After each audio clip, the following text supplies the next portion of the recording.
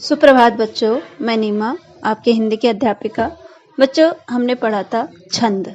हमारा छंद टॉपिक चल रहा था, तो छंद के प्रकार हमने पढ़ाए थे। छंद किसे कहते हैं बताया था, और छंद की जो रचना होती है, यानी वो छंद की रचना किस प्रकार से होती है वो बताया था मैंने।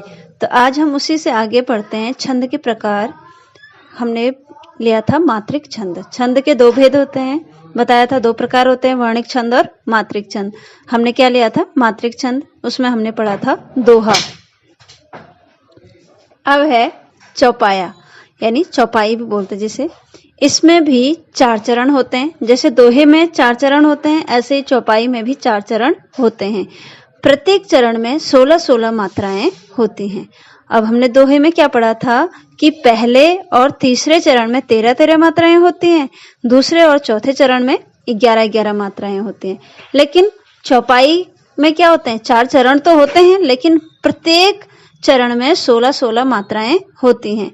जैसे उदाहरण है इसका, मंगल भवन अमंगलहारी, द्रवहि सुदशरथ अचिर विहारी, सीता राम चरित अति पावन, मधुर सरस अरु अति मन भावन। तो इसमें देखिए मंगल भवन अमंगलहारी, तो यहाँ क्या है? देखिए एक गुरु है, लघु लघु, तो कितने हो गए? 4, 5, 6, 7, 8, 9, 10, 11, 12, 13, 14, 15, 16। तो इसमें कितने हो गए आपके? 16 हो गए। उसके बाद पहले पद में क्या है? पहले चरण में 16 मात्राएं, दूसरे चरण में भी द्रवहु सुदशरथ अचिर विहारी, इसमें भी जो है आपके 16 मात्राएं हैं। द्र में एक है, व एक लघु है, और हु में भी लघु है। तो 1, 2, 3, 4, 5, 6, 7, 8, 9, 10, 11, 12, 13, 14, 15, 16। तो ये प्रत्येक चरण में 4 चरण है, चारों चरणों में 16-16 मात्राएं हैं। तो इसे हम क्या कहते हैं? चौपाई। तो चौपाई समझ में आ गया होगा। वे छंद जिनके 4 चरण होते हैं, प्रत्येक चरण में क्या होते हैं? 16-16 मात्राएं होती हैं। अब इसी में मात्रिक छंद में तीसरा है सोरठा। सोरठा किसे कहते हैं? यह छंद दोहे के ठीक विपरीत होता है। विपरीत का अर्थ होता है विलोम। दोहे का क्या होता है? विलोम होता है। इसमें भी 4 चरण होते हैं। पहले और तीसरे चरण में क्या होते हैं? 11-11 मात्राएं होती हैं, और दूसरे और चौथे चरण में 13-13 मात्राएं। दोहे में क्या था कि पहले और तीसरे चरण में 13-13 मात्राएं होती थी, लेकिन इसमें क्या है? पहले और तीसरे चरण में 11-11 मात्राएं होती हैं। दोहे में था कि चौथे और दूसरे चरण में 11-11 मात्राएं होती हैं, लेकिन सोरठा में दूसरे और चौथे चरण में 13-13 मात्राएं होती हैं। जैसे देखिए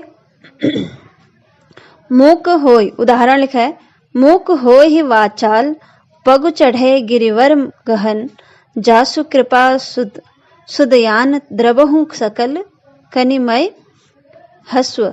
यानी मूक हो ही वाचाल, पग चढ़े गिरिवर गहन। मूक, मूक में देखिए एक दीर्घ है और एक क्या है? लघु है आपका। और फिर हो में दीर्घ है, छोटी ही है, तो इसमें आएगा लघु, क्योंकि छोटी ही, छोटा ऊ, छोटा ई, इसमें क्या होता है आपका? लघु होता है, जो उसमें लघु की मात्राएं लगती हैं। तो वाचाल में वा, व और आ हो गया तो दीर्घ हो जाएगा, चा में भी दीर्घ हो जाएगा, और लौ में आपका लघु हो जाएगा। तो यहाँ आपके हो गए 11। उसके बाद दूसरे, ये तो पहला चरण था, और दूसरे चरण में देखिए 13 और 13 मात्राएं कहा है ना। पंगु चढ़े गिरिवर महान, तो पंगु में अंग की मात्रा है, तो ये दीर्घ हो जाएगा, और गु छोटा है, तो यहाँ आपका लघु हो जाएगा, लघु मात्रा आ जाएगी। चढ़े, च आपका क्या है? लघु है, और ढ में आपकी आई की मात्रा है, तो दीर्घ हो जाएगा। गिरि छोटी है, री भी छोटी है, तो यहाँ दोनों लघु हो जाएंगे। व और र में भी लघु मात्रा आएगी। गहन में भी आपके लघु ही आएंगे। तो ये टोटल हो गया आपके 13 क्या हो गई? मात्राएं हो गई। तो ये आपका क्या है? सोरठा। उसके बाद देखिए रोला। रोला किसे कहते हैं? रोला में भी 4 चरण होते हैं। इस छंद में भी क्या होते हैं? 4 चरण होते हैं। प्रत्येक चरण में 24-24 मात्राएं होती हैं। 4 चरण तो होते हैं, लेकिन सब में क्या होती हैं? 24-24 मात्राएं होती हैं। और 11वीं और 13वीं मात्रा पर जहाँ क्या होता है 11 मात्रा हो जाती है और 13 मात्रा हो जाती है, उसके बाद क्या आता है यति। यति हमने पढ़ा था ना इससे पहले कि छंद की रचना कैसे होती है, यति किसे कहते हैं। छंद का जब हम पाठ करते हैं तो उस समय जहां हम पाठक कुछ देर तक यानी जो पाठक होता है कुछ देर तक रुकता है तो उसे हम यति कहते हैं। यति का देखिए चिन्ह भी ये लिखा है। तो 11वीं और 13वीं मात्रा में है मैं क्या लगता है यति लगता है। तो रोला क्या है, रोला छंद वह छंद है जिसके 4 चरण होते हैं, प्रत्येक चरण में 24-24 मात्राएं होती हैं। 11वीं और 13वीं मात्रा में यति लगता है। जैसे यानी उदाहरण है इसका, नव उज्ज्वल जलधार हर हिरक सी सोहती, बिच बिच छहरती बूंद मध्य मुक्त मणि मोहिती। तो यहाँ नव उज्ज्वल जलधार हर हिरक सी सोहती। नव में देखिए एक लघु है, व में भी लघु है, तो यहाँ उज्ज्वल शब्द में भी सारे क्या हैं लघु हैं। जलधारा में जल में लघु, जल शब्द में क्या है लघु है 2, और धारा में क्या हो गया आ की मात्रा हो गया, तो यहाँ दीर्घ हो जाएगा, गुरु हो जाएगा, जिसको गुरु भी बोलते हैं दीर्घ भी बोलते हैं। तो ऐसे क्या हो गया, ये टोटल आपके कितनी मात्राएं हैं 24 मात्राएं। तो ये आपका हो गया रोला। रोला के बाद देखिए हरि गीतिका। इसके बाद कौन सा छंद है, हरि गीतिका। इस छंद में भी 4 चरण होते हैं। अब प्रत्येक छंद में ध्यान रखना आपको कितने चरण होते हैं, 4 चरण में। अभी तक हम पढ़ रहे हैं कि 4 चरण होते हैं, लेकिन आगे जो आप पढ़ोगे वो उसमें किसी में 6 चरण भी होते हैं। तो हरि गीतिका में भी 4 चरण होते हैं और प्रत्येक चरण में 28 मात्राएं होती हैं। देखिए दोहा और सोठा में आपने देखा था कि 11-11 और 13-13 मात्राएं होती हैं, लेकिन जो चौपाई थी उसमें क्या थी 16-16 मात्राएं होती हैं प्रत्येक चरण में। रोला में आपने पढ़ा कि 24-24 मात्राएं होती हैं। अब हम पढ़ रहे हैं हरि गीतिका, तो इसमें 28-28 मात्राएं होती हैं।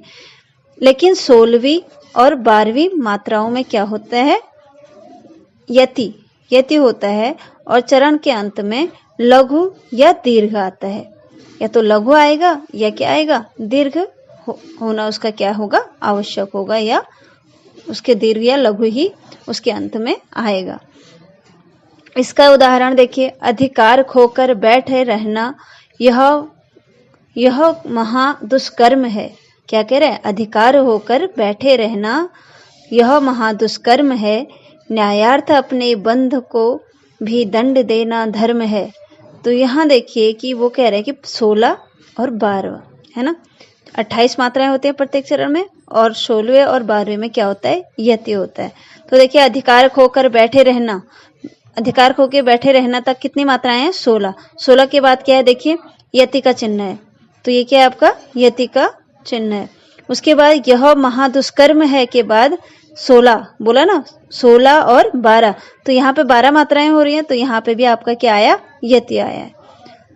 तो ऐसे क्या है, नीचे वाला पद भी है, तीसरा चरण भी है, यथार्थ अपने बंधु को भी के बाद भी यति आया, और 16 मात्राएं हैं। उसके बाद दंड देना धर्म है के बाद कितने हैं, यहाँ पर 12 मात्राएं हैं, तो यति आया है। तो हरि गीतिका आपको समझ में आ गया होगा। अब है भैरवे। भैरवे एक ऐसा छंद है, इसके भी 4 चरण होते हैं। पहले चरण और तीसरे चरण में इसमें 12-12 मात्राएं होती हैं।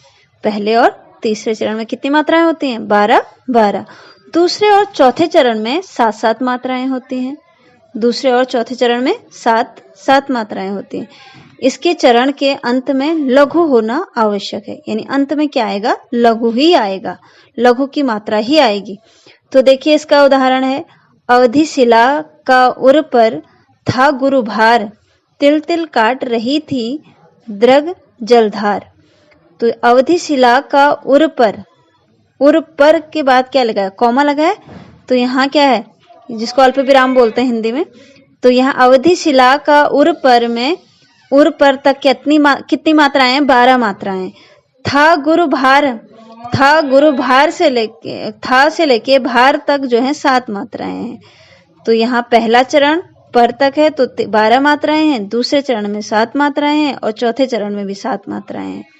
पहले और तीसरे में क्या है 12-12 मात्राएं। ये हो गया आपका भैरवी। अब है कुंडलिया। कुंडलिया जो छंद है इसमें 6 चरण होते हैं।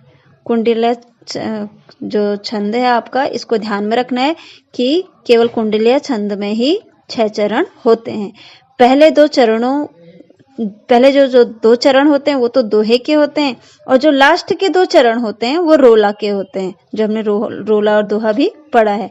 प्रत्येक चरण में 24-24 मात्राएं होती हैं, और प्रत्येक चरण में कितनी मात्राएं होती हैं? 24-24।